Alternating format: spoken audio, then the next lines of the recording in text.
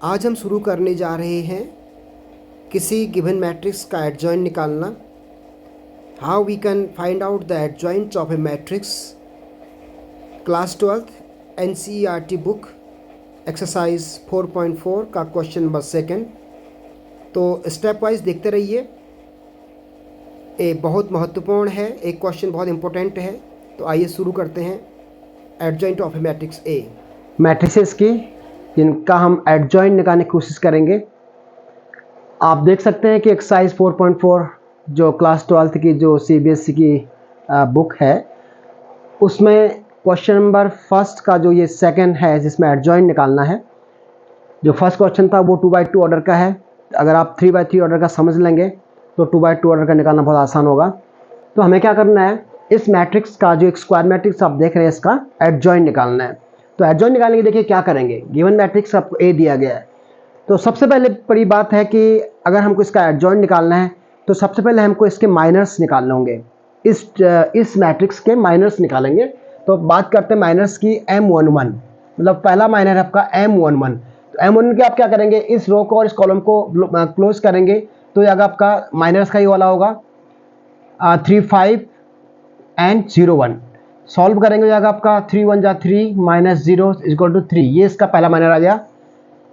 M12 ये M11 है पहला माइनर, फिर 1 2 फर्स्ट रो सेकंड कॉलम ये वाला रहेगा। दिस इज इक्वल टू, इसको बंद करेंगे आप, ये और ये बंद कर दिए तो बचेगा 2 5 और माइनस 2 1। ये बंद हो गया, ये कॉलम और ये रो और ये कॉलम, तो बचा 2 5 माइनस 2 एंड 1। सॉल्व करिए, 2 1 जा 2 माइनस माइनस प्लस 5 2 जा 10, तो आपका 12 आ गया। ऐसे आप निकालेंगे इसका M13।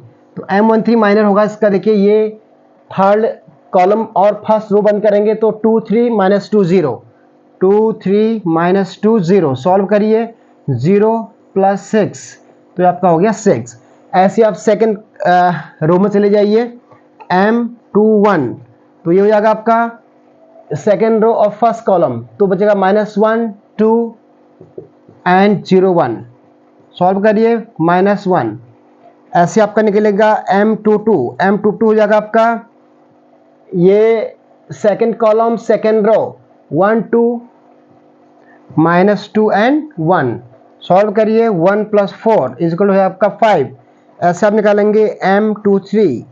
M23 माइनर होगा इसका, देखिए ये 1 माइनस 1 और माइनस 2 0। तो सॉल्व करिए 0 माइनस माइनस प्लस और माइनस फिर होता है 2, तो आपका माइनस 2। ऐसी अब आप निकालेंगे इसका next M31 third row first column, तो ये आपका हो गया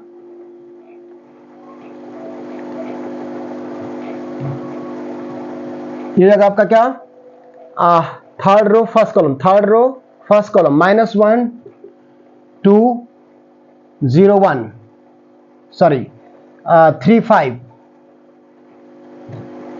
ये गया first third row and first column minus 1 2 and 3 5। Solve करिए तो ये आपका माइनस 5 माइनस 6 माइनस 11। और आप निकालेंगे M32। तो M32 जाएगा इसका, देखिए ये वाला बंद करेंगे, ये बंद करेंगे तो जाएगा 1 2 1 2 और 2 5। सॉल्व करिए 5 माइनस 4 इक्वल टू 1। ऐसे निकालेंगे M33। तो M33 जाएगा इसका, देखिए ये बन गया 3 1 माइनस 1 2 3। तो सॉल्व करिए 3 माइनस माइनस प्लस 2 5 हो गया।